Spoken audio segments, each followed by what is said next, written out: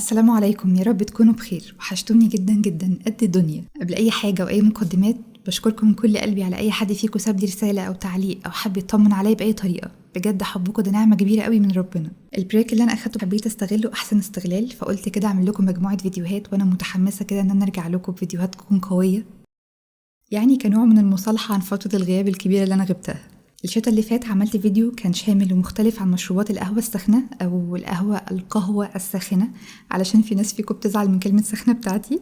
قلت بقى بما إن الصيف بدأ فنكملها بمشروبات القهوة الباردة، وأنا بصراحة كنت مشتاقة جدا للقهوة وإن أنا أشرب قهوة تاني. أول حاجة هبدأ بيها الأساسيات اللي هتكون معانا طول الفيديو.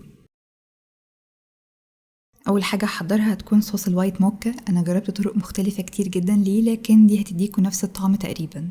حلة على النار بنزل فيها بعلبة من الحليب المكثف المحلى، زودت عليها كمان عبوتين صغيرين من الحليب المبخر، أو ممكن مثلا عبوة كبيرة. أنا العبوة الصغيرة عندي كانت تقريبا 160 جرام. زودت كمان ربع كوباية من الجولدن سيرب، أو لو مش متوفر فبنضيف ربع كوباية من العسل، بس العسل الطبيعي اللي مفيش عليه أي نكهة، يعني العسل بطعمه الأصلي.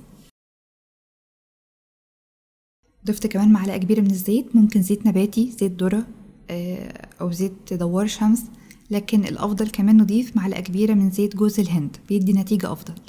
بقلب المكونات دي على نار هادية، ولما تبدأ كده في الغليان وتعمل بابلز بسيطة كده بنطفي النار ونشيلها على جنب. تقريبا دي نفس مكونات سيرب الموكا الجاهز.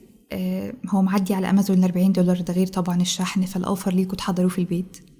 أنا أخدت المقادير من على العبوة وجربتها في البيت والنتيجة كانت بجد رهيبة. هنا بدأت أضيف الوايت شوكليت. أنا ضفت قالب كامل زي ده كان في حدود 100 جرام، وآخر حاجة بزودها معلقة صغيرة من الفانيليا. بقلب كويس يدوبوا مع بعض وبسيبها تبرد تماما على جنب.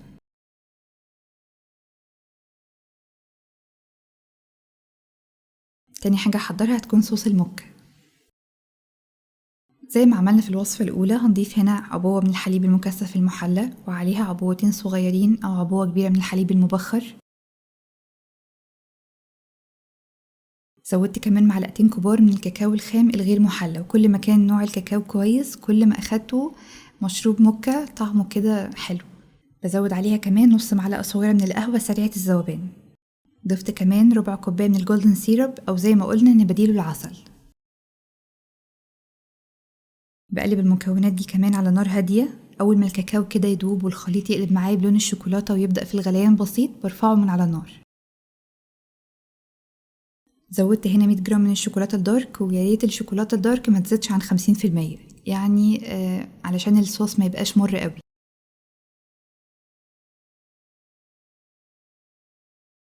المقادير دي هتعمل كمية كبيرة قوي، تقدروا تحفظوها في التلاجة وتكفي معاكم مشروبات القهوة طول الصيف كمان. إذا حابين كمان طريقة صوص الكراميل فهتلاقوها في فيديو القهوة الأخير، هسيب لكم اللينك تحت في صندوق الوصف. مؤخرا بقيت بحب اشتري حبوب القهوة واطحنها في البيت، ريحتها بتبقى أقوى كده وبتديني مذاق رهيب. المشروبات اللي أنا هعملها لكم في الفيديو ده بتحتاج شوت أو 2 شوت من القهوة.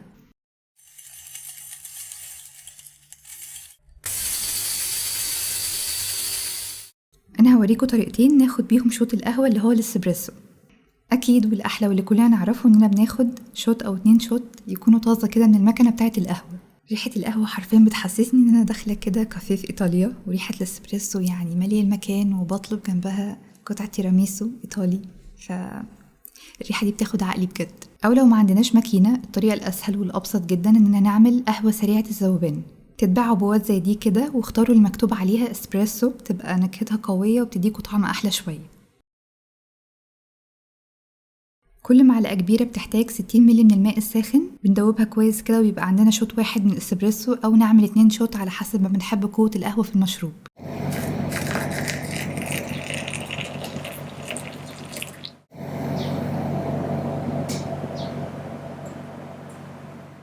أول حاجة هبدأ بيها هتكون الوايت موكا. لو هنعمل كوباية بالحجم ده فهنحتاج 4 معالق كبيرة من صوص الوايت موكا، معلقتين كبار من سيرب الفانيليا، ولو مش متوفر الجاهز فاحنا حضرناه قبل كده في الفيديو الأخير بتاع القهوة وكان أحلى من الجاهز كمان، تقدروا ترجعوا له وتحضروه في البيت، اللينك تحت في صندوق الوصف. زودت كمان نص كوباية من التلج، كوباية من الحليب البارد، واخر حاجة 2 شوت اسبريسو ونقلب كويس قوي.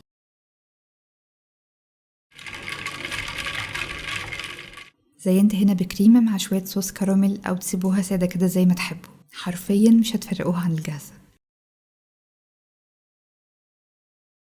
احنا هنا عملنا الايس، نعمل بقى الفرابتشينو. الفرق بينهم ان هنا التلج سليم لكن هنا التلج مجروش او مطحون، والقوام بيبقى تقيل شوية. اولا بنحتاج خلاط بيكسر التلج، فلو مش بيدعم تكسير التلج بلاش تجازفوا لانه ممكن يكسر الخلاط بتاعكم. بزود 4 معالق كبيرة من صوص الوايت موكا، زودت كمان كوباية من التلج، نص كوباية من الحليب، 2 شوت اسبريسو. وخلوني اكون صريحة معاكم، اغلبنا لما بيحضر فرابتشينو في البيت ما بيبقاش زي الجاهز، واكيد كلنا عارفين كده. المكون الاساسي اللي بيبقى ناقص معانا وهو الكافي بيز، ده اللي بيضيفوه دايما في محلات القهوة المشهورة. تقدروا تقولوا على الكافي بيز ده ان هو نوع من المثبتات الغذائية، هو بيحافظ على قوام التلج ما يفصلش معانا، يعني يفضل تقيل، وده يمكن اللي بيميز الفرابتشينو الجاهز عن اللي بنعمله في البيت. عموما هو اسمه زانسين جام، هتلاقوا الصورة بتاعته ظهر على الشاشة دلوقتي، لو قدرتوا توفروه فهتحضروا فرابتشينو في البيت أحلى بكتير من الجاهز. عموما هنحتاج منه بس ربع معلقة صغيرة. بشغل الخلاط بتاعي تقريبا بس 30 ثانية أو على حسب قوة الخلاط بتاعكم. عموما ما تطحنوش التلج قوي، احنا حابين القوام يبقى تقيل شوية. بصب الوايت موكا وبزين بكريمة.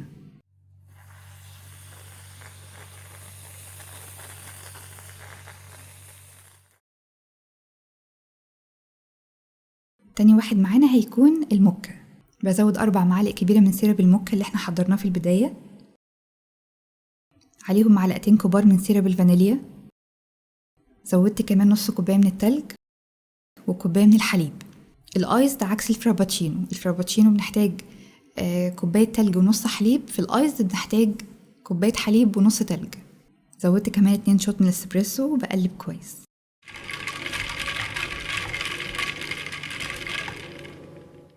اخر حاجة واختياري مش اساسي معانا اننا بنضيف كريمة وشوية صوص شوكولاتة.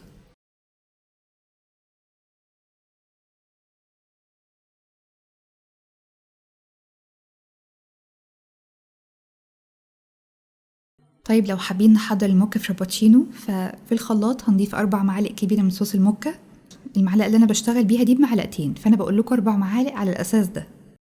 زودت كمان نص كوباية من الحليب، كوباية من التلج، 2 شوت اسبريسو، واكيد لو متاح زنسان جام فضيفوا من ربع معلقة صغيرة علشان التلج ما يفصلش معاكم، او لو مش متاح فعادي ممكن نحضره ونشربه سريعا كده قبل ما التلج يفصل. ممكن نزين الكوباية بتاعتنا بشوية صوص شوكولاتة ونصب عليها الفرابتشينو، واختياري نقدر نضيف كريمة مع شوية صوص شوكولاتة.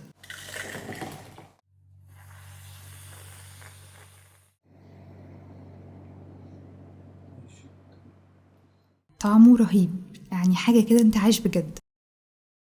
اخر مشروب وده بقى ادماني مؤخرا هو الدبل شوكليت شيب فرابتشينو.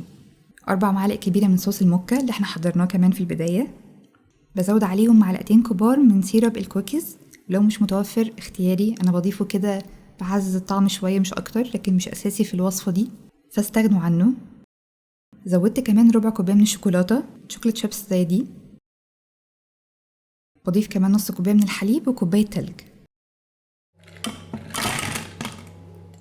اخر حاجة زودت 2 شوت من الاسبريسو او شوتين، وبخلط بس 30 ثانية. الكوباية ضفت فيها شوية صوص شوكولاتة كده، وبعدين بضيف فيها الشوكولات شيب فرابتشينو.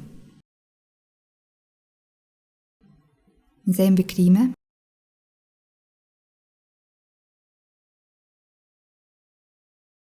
كان عندي هنا شوية كوكيز، أخدت واحدة منهم وحطيتها فوق كده.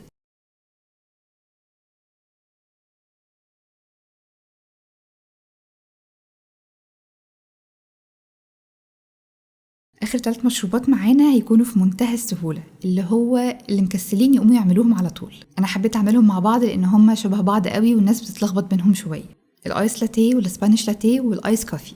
هضيف هنا معلقتين من سيرب الفانيليا للآيس لاتيه والآيس كوفي، أما السبانيش لاتيه فبنضيف له بس معلقتين كبار من الحليب المحلى المكثف. هضيف تلج حسب الرغبة على حسب حجم الكوباية اللي عندكم. الايس لاتيه والسبانيش لاتيه بنضيف لهم حليب، الايس كافي بنضيف لها ميه متلجه او ميه بارده قوي.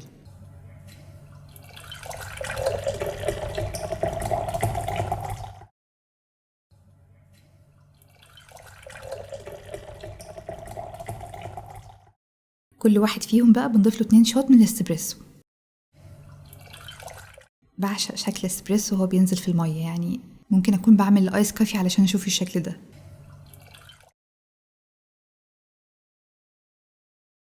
مفيش أبسط ولا أسهل من كده، ثواني وهيكون جاهز. لو حابين كده نشرب قهوة باردة وسريعة ترطب على قلبنا في حر الصيف. فيديو بسيط وسريع، جربوا صوص الموكا والوايت موكا بالطريقة دي. صحيح الطريقة دي مختلفة عن الطريقة اللي أنا عملتها في الفيديو اللي فات اللي هو مشروبات القهوة الساخنة، لكن أنا كل فترة بحب أدور على الجديد، والنتيجة طلعت رهيبة وأحلى كمان من الجاهزة، ويمكن أوفر بكتير في السعر.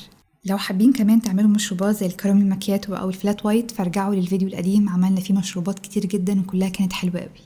أشوفكم على خير في فيديو جديد، مع السلامة.